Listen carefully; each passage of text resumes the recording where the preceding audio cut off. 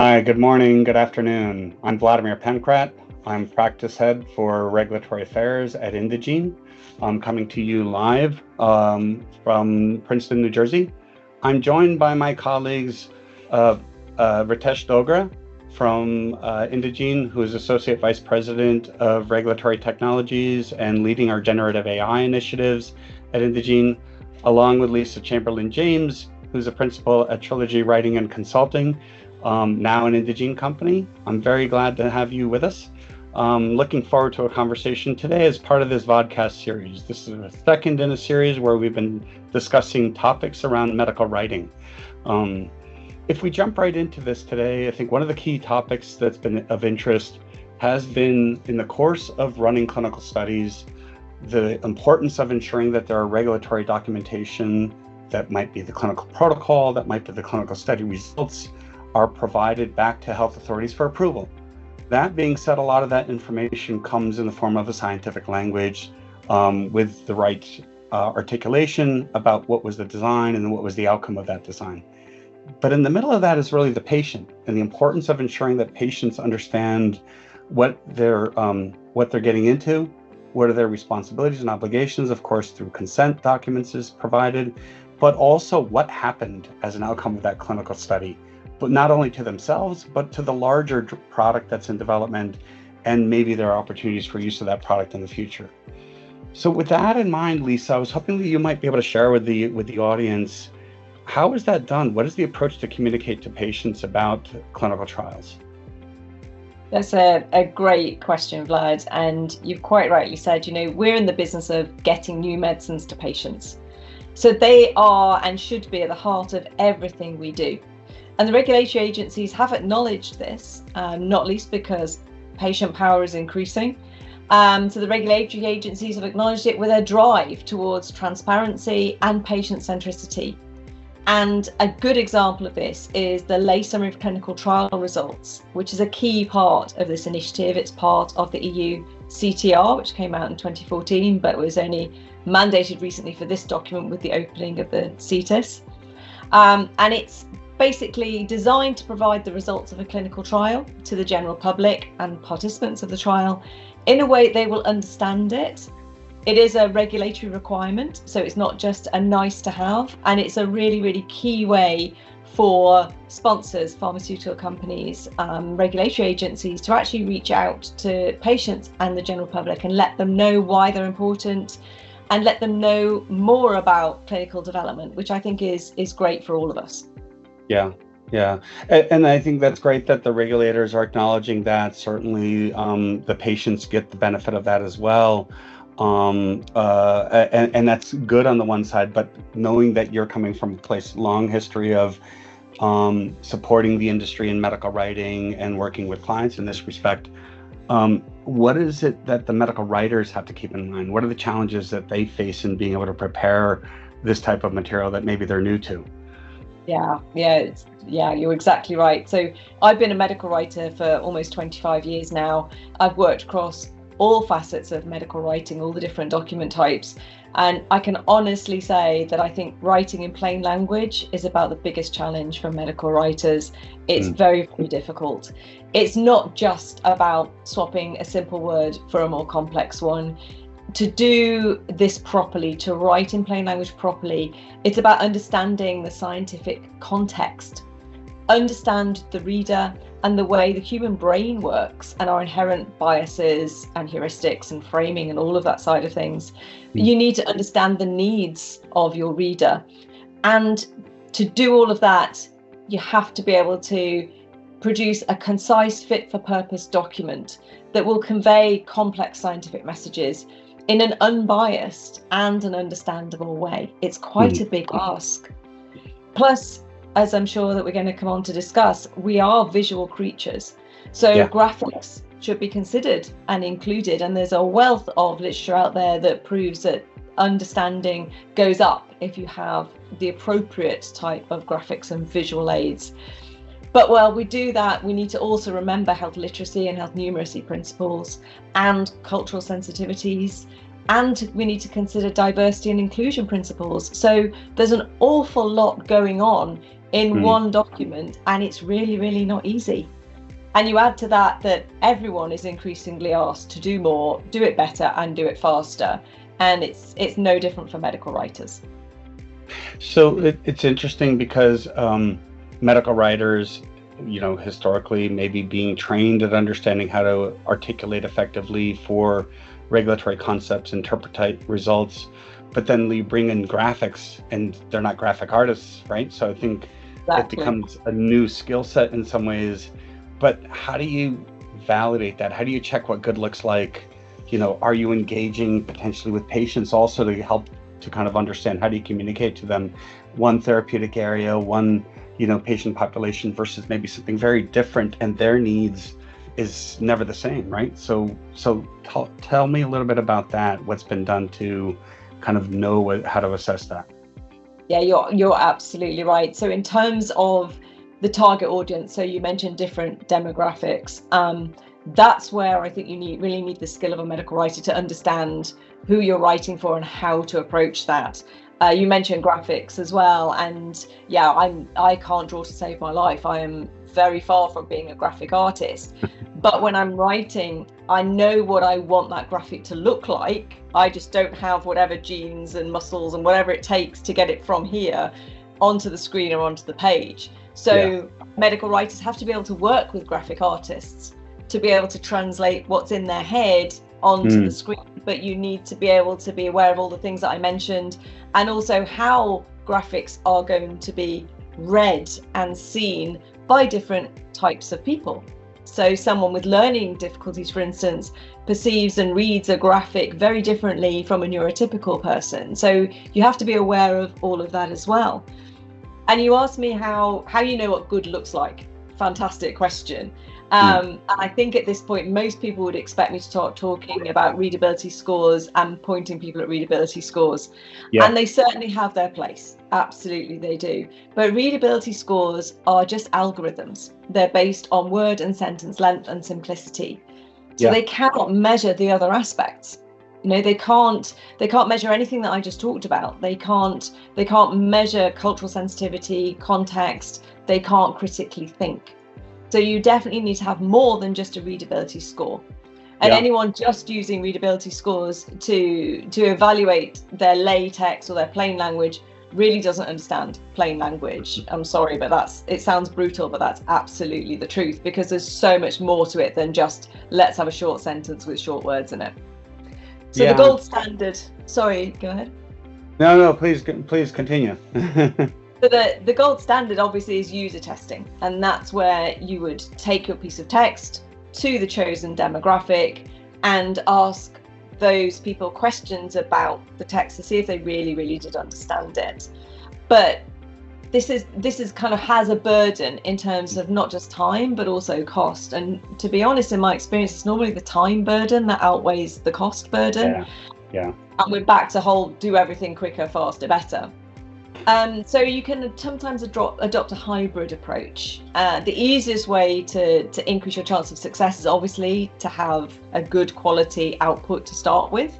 But you can also have a hybrid approach where writers can informally test their text with non-specialists. So it could be members of their family, it could be other people in the building that they work in. It just needs to be a non-specialist. And it is very informal, but sometimes if I'm kind of not sure if I've written something plainly enough, I might run it past someone who knows nothing about science and then check they really understood the message that I was trying to convey. So it's not ideal, but it's better than just relying on a readability score. Got it. So if I'm approached on the street, I shouldn't get frightened. Someone's asking me to get an idea of what I think about what they wrote or some graphic I would image. definitely be terrified of that, Vlad. I would definitely not be just randomly talking to people who approach you on the street. Yeah, I don't want that on my conscience. Yeah.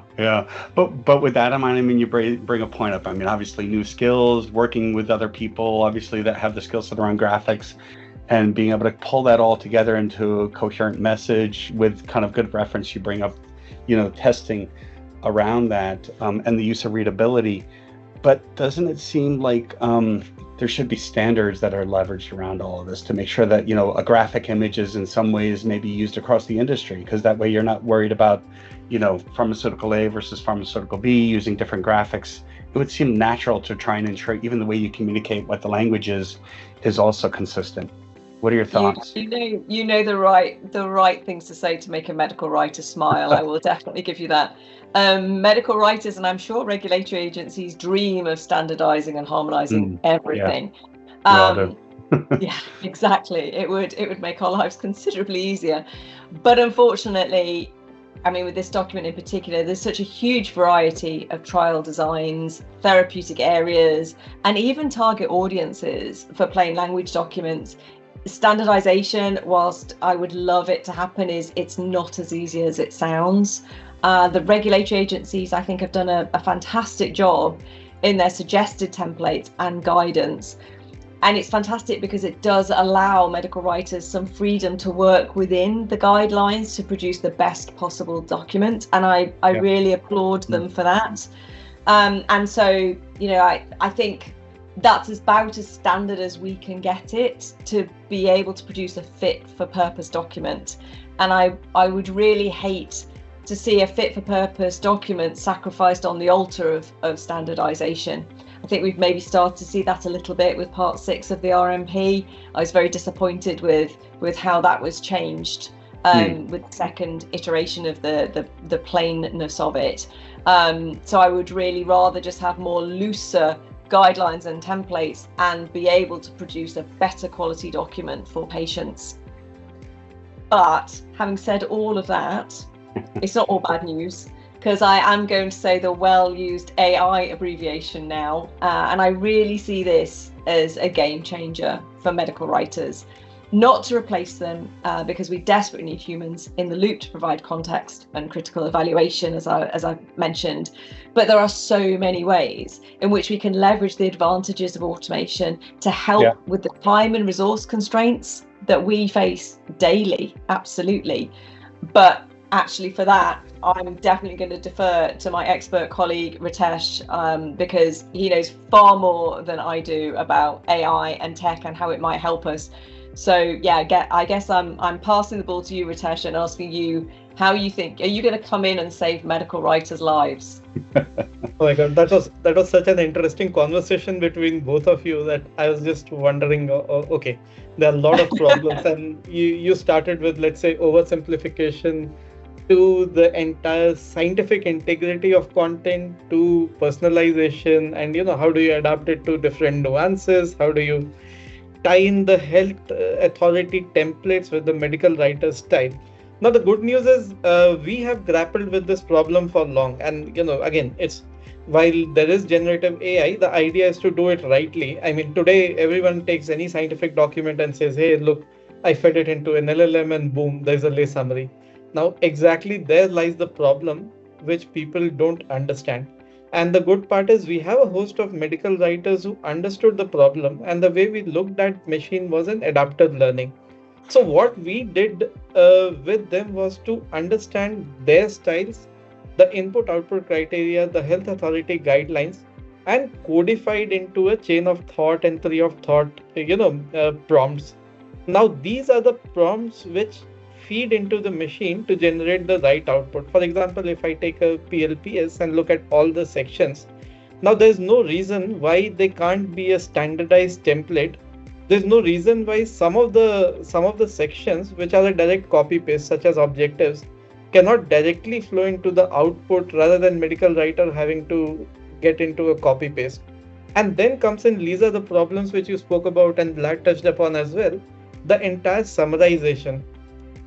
What we can do with the machine is to instruct where to keep the scientific integrity of the content while simplifying it for the audience.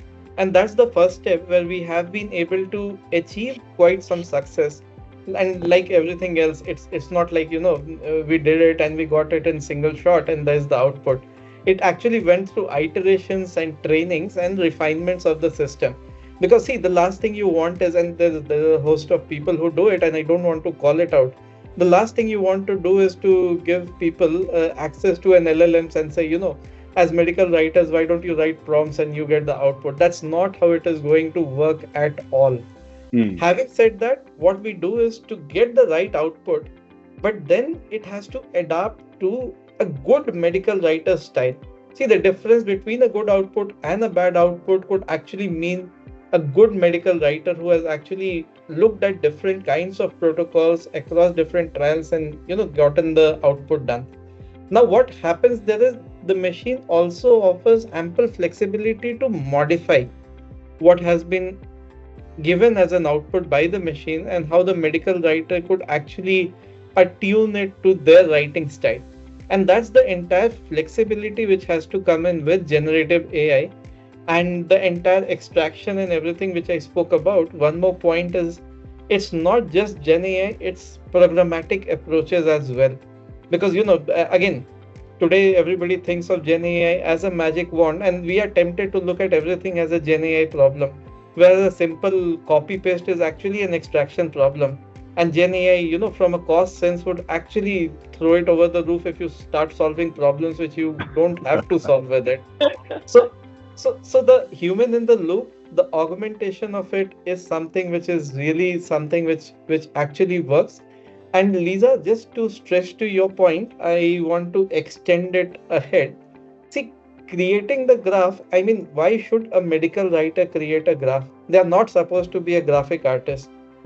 Now, what we have seen it with GPT-4os and some of the newer LLMs as well, the ability to get the right graphs with the right training is phenomenal. And so is the ability to actually interpret graphs. Now, this is a two-way street. Where I'm going with this is the entire personalization or the localization. What we realized and we had brainstorming around that is actually the future where the lay summaries could move. And that is where maybe, you guys are closer to the regulators than I am, is where they could actually move in the future with those guidelines. So all in all, a lot is possible, and these are not just theories which I'm talking about. This is something which we have actually done in practice to emulate some of these styles and to get the outputs. So Ritesh, it's kind of interesting. Sorry, Lisa, I was just going to kind of catch on to that one point there around your relationship or a medical writer's relationship with generative AI or with the technology, right? I think rather than this old philosophy that I have now used this machine to do the work on my behalf, it's more of a dynamic of engaging. And in some ways, while Lisa, you touched on standards and the objective of that, looking to make sure that the machine is making use of those so that we can create maybe bookends to the management of the content and making sure that the content is producing what you expect it to do. But also I'm hearing there's an opportunity to leverage it in the creative process as well. That can help you to get to the outcomes also in a safe way that can help to collaborate, produce some output. Because let's be real, I mean, we can't expect that it's going to be 100% accurate all the time. And then we need to be able to allow a mechanism where you can engage with the system, but likewise make sure that the medical writer is constantly deciding ultimately what is the actual content it's going to produce. Lisa, I think you were going to say something also. I was just going to say how relieved I was that we weren't going to have to turn into prompt engineers as well as graphic artists, because both of those things are not really in medical writers' wheelhouses and not really what either any of us want to really turn into. So yeah, I'm very relieved we don't have to do that. But yeah, absolutely valid points, Vlad. Yeah, and Lisa, I think along with that, I think the idea of, I think graphics, of course, have an intent, right, to be able to communicate. Can you talk a little bit about literacy? Because I imagine that underlying within that, some of this is how do I convey a concept for the purposes of helping me to grasp concepts in a more kind of simplified messaging. But where does literacy come into this as well? You've got different diverse patient populations, et cetera. Yeah, you're right. And the first thing you need to do is be trained in health literacy and numeracy principles. So you need to understand what you're looking for and how to do it, which isn't as easy as it sounds. We've been asked to write plain language documents for people with vision impairment, with cognitive impairment, with learning difficulties, and even we've been asked to produce plain language documents for people who can't read at all. So you're absolutely right when you say there's such a diverse target audience that it's a big ask to do this. Plus, the academic knowledge and around health numeracy and health literacy is increasing all the time. It's changing. We're learning more about what makes something really good in terms of health literacy and health numeracy. So it's really important to stay up to date with the latest thinking. And even if that's sometimes contradictory, and at that point, medical writers have to make a judgment call, and how can you make a compromise? What do you do with all of that? And that's happening on a daily basis. It's very, very, very, very tricky. But if you understand these principles, there's no reason why they can't be integrated into plain language documents and can't be ultimately fed into a tool to take account of all of that. Computers are way more intelligent than most an individual human for a start, because it can gather knowledge from a vast array of data sources. So I think you're absolutely right, Vlad. Nothing is 100% accurate all of the time, but it's about choosing what are the most important things to be accurate about. And in our world, accuracy is crucial. And then how do you translate that into a plain language document? How do you translate that and make sure that the right messages go across for the right audience in the correct way? Right. So, but literacy is different than graphics, right? I mean, are they one and the same, or are they kind of conjoined in some way? So they're obviously related when we're talking about graphics to do with this. And as I said earlier on, we are very visual creatures.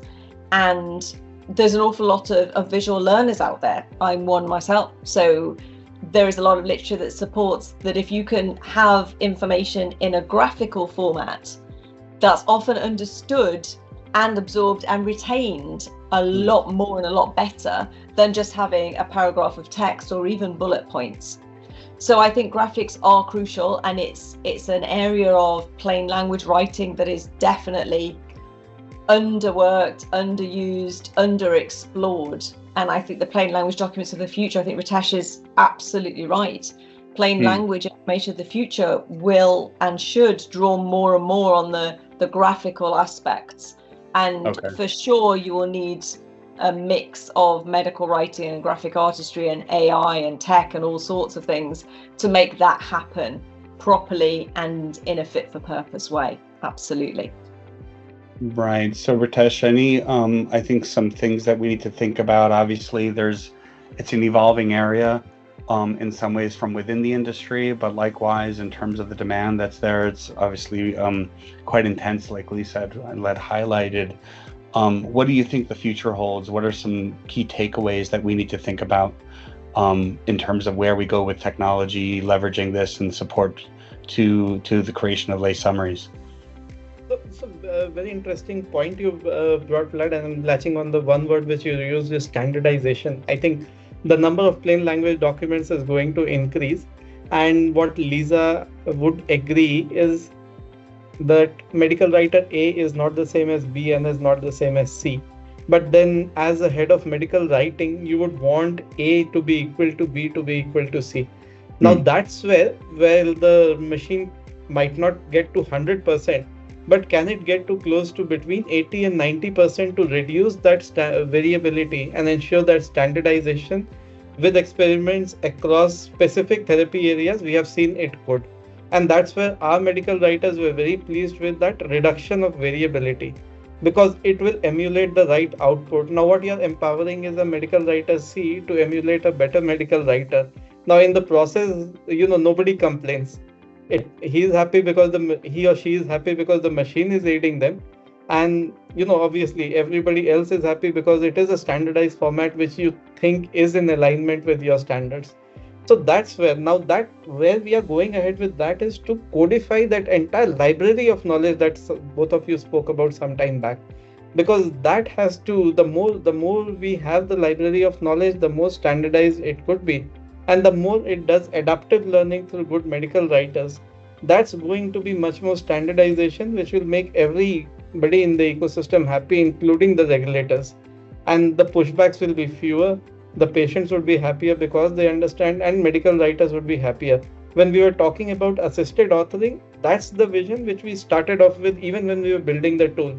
And that's where it went through a numerous repetitive iterations rather than going to the industry and saying, hey, you know what, we have a tool and then showing something jazzy which just gives the output. So a lot which can be accomplished for sure, and a lot of standardization which everybody can get to finally. And in the middle of that, just kind of wrapping up here, a lot of change and evolution is happening. It sounds like a lot that medical writers are going to have to cope with for the future. And Lisa, maybe this becomes a follow-up conversation we can get into in preparing medical writers for this change. But any key takeaways, things that we should consider for medical writers in the context of lay summaries, use of technology, and overarchingly producing good content? Yeah, absolutely. I think there's no doubt, we all agree there's an increasing demand for patient-friendly information, and quite rightly so. I fully applaud it. It's being driven mainly by patient advocacy groups, but also by the general public, and they want to find and need to find better ways to be communicated with, and that's our role, that's our responsibility. And something that we haven't mentioned, and maybe for another of our follow-up conversations, Vlad, is the role of social media, and whether that provides an opportunity that we should be tapping into and thinking about, especially with the younger generations coming up. Yeah. So I think that there's no doubt that we have to have technology to help us meet this demand, but there need to be checks and balances. We have to have some controls around that technology. I'm very scared about, aspects of just allowing tools of whatever form to just go out and produce information and without any human in the loop and it just going out there. So that scares me to death. But I think if we can have those checks and balances in place, we can leverage all the best parts of AI to help medical writers do the job better, and to make sure that all of the health literacy and numeracy principles are adhered to while we're using that tool. I think that is the ideal, that's the dream. Makes a lot of sense. And Ritesh, maybe that also becomes a follow-up conversation for the next round as well, is, how do we create the controls around that to make sure that we are not, finding that there's an evolution of information that's flowing from the machine, that it's controlled in the way the LLM functions. But at this point, I know this has been a great conversation, really insightful. I'd like to thank you both for this.